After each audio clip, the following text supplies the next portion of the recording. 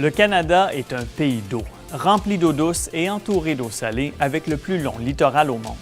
Mais il ne faut pas se laisser submerger par cette impression d'abondance. Nos ressources aquatiques subissent des pressions de toutes parts. La pollution d'abord. Après des décennies d'efforts pour réduire la contamination de l'eau, les menaces sont encore nombreuses. Ça va des grands projets d'exploration gazière et pétrolière jusqu'aux microbilles de plastique. Si les industries lourdes considèrent de moins en moins les lacs et rivières comme des dépotoirs, la pollution issue de l'agriculture, elle, continue de faire des ravages. Fertilisants et pesticides sont maintenant omniprésents dans les cours d'eau en milieu agricole. Ce n'est pas mieux en ville.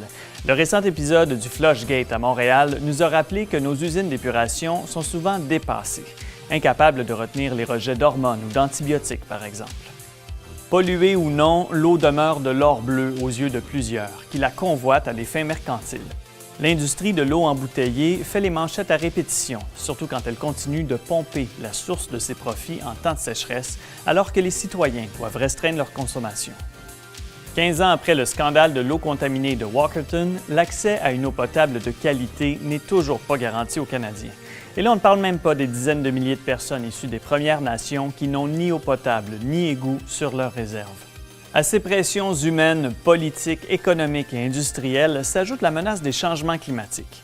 L'élévation du niveau de la mer, le réchauffement des lacs d'eau douce et la multiplication des épisodes de sécheresse et d'inondation risquent de compliquer d'autant plus notre relation avec l'eau.